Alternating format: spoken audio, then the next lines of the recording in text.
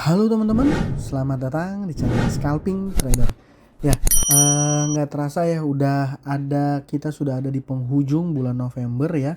Besok adalah hari terakhir bursa ya untuk trading di tanggal 29 ya, di bulan November adalah hari terakhir. Ya, ini saya akan share apa saham-saham yang menurut saya menarik ya untuk dijadikan watchlist trading. Sebelum masuk ke list sahamnya, saya mau disclaimer kalau saya tidak mengajak untuk beli dan jual. Jadi teman-teman harus melakukan analisa ulang karena saham yang saya informasikan di sini adalah saham yang berdasarkan hasil analisa saya menarik gitu ya. Jadi kita bisa aja berbeda pendapat, berbeda point of view gitu ya. Jadi teman-teman juga harus paham bahwa keputusan buy and sell ada di tangan teman-teman masing-masing gitu. Dan biasanya saya hanya trading ya di awal-awal market open ya. Jadi memang saham yang saya rekomendasikan biasanya saham-saham yang punya volatilitas tinggi dan secara karakter ya cocok ya untuk scalping gitu ya. Kan teman-teman juga mesti paham bahwa scalping itu punya resiko yang tinggi. Potensi cuan dan lossnya sama-sama tinggi. Jadi ya teman-teman saya harap bisa bertanggung jawab dengan trading teman-teman masing-masing. Langsung aja di tanggal 29 saya ada 4 saham yang asumsi saya besok akan bergerak liar ya. Bisa liarnya ini bisa ke atas, bisa juga ke bawah. Makanya saya selalu ingetin ke teman-teman, lihat dulu respon marketnya ya. Jadi saya hanya entry di saham yang marketnya direspon menarik gitu ya, atau sahamnya naik. Ini penentuannya biasanya di detik-detik awal ketika market open. Jadi ketika open dari 4 ini ada yang merah ya better jangan entry gitu ya. Ya mungkin saya akan sedikit share point of view saya kenapa 4 saham ini menarik menurut saya gitu ya. Yang pertama adalah INPC. Kenapa menurut saya hari ini menarik untuk besok ya, karena pergerakan saham ini di hari ini secara luar biasa. Dia satu tik lagi arah ya. Ya satu tik lagi arah ya kalau dari bid over terakhirnya gitu. Nah, sebenarnya teman-teman kemarin saya rekom dia waktu di sini ya. Di sini sama di sini saya rekom dia. Nah, untuk hari ini saya nggak rekom. Kenapa? Karena saya pikir di tanggal 26 November ya, di hari Jumat yaitu di hari sebelum libur pemilu, di hari Selasa ya, di hari Selasa itu ya sahamnya merah gitu ya, minus 7,6%. Jadi saya langsung berasumsi wah ini mungkin dia akan stop dulu naiknya gitu ya. Ya mungkin harusnya akan sideways dulu, tapi secara mengejutkan hari ini di tanggal 28 ya pasca libur satu hari pemilu pilkada ya, dia naik kencang teman-teman. Naik kencang dengan data transaksi yang menurut saya oke. Volume yang terjadi juga oke gitu ya. Ya makanya turun di hari kemarin ini pasti punya agenda tersendiri ya. Mungkin ada big player yang buang dalam size besar gitu ya, tapi di bawah ada yang tampung dan setelah dia jualan gitu ya sahamnya lanjut lagi naik gitu ya. Yang kedua saya info saham watchlist saya ada Fox ya. Sebenarnya ini teman-teman juga harus paham untuk berhati-hati ya kalau masuk di saham ini, nggak bisa pakai sizing yang besar.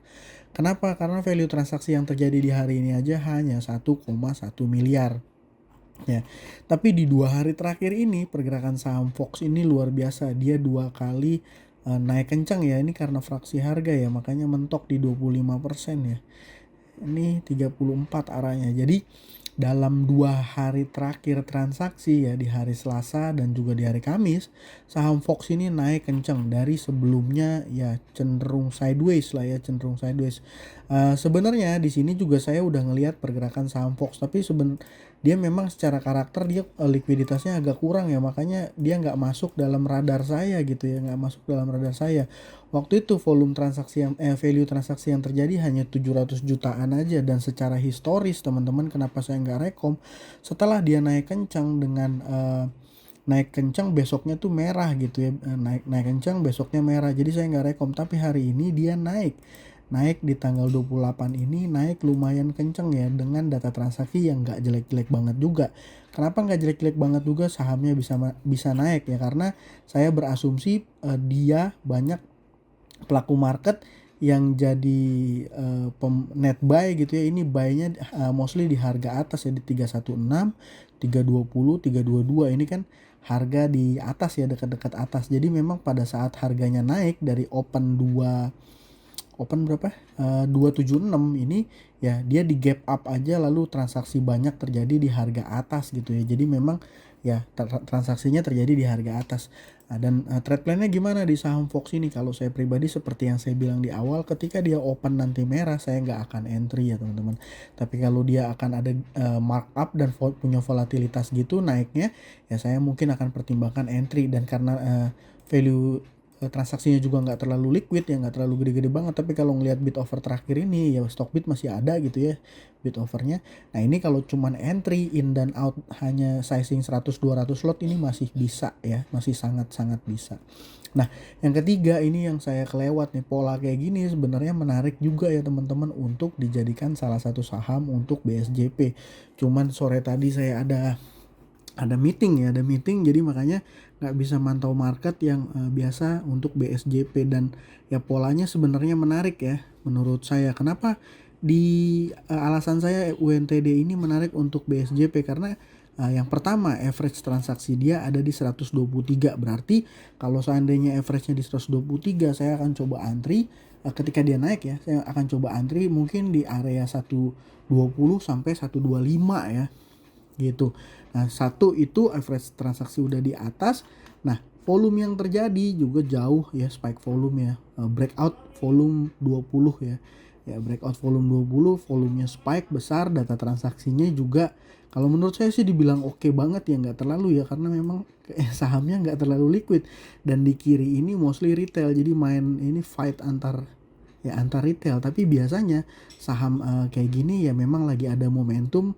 Ya salah satu alasannya biasanya saham-saham kecil bisa terbang-terbangan gak jelas arah ya, karena saham-saham di second liner atau first linernya itu mostly koreksi. Jadi alasannya seperti itu. Jadi kalau buat teman-teman yang gak main di saham-saham kayak gini pasti nonton doang ya. Karena kenapa? Karena saham-saham second liner sama first liner asumsi saya mostly tuh merah gitu ya.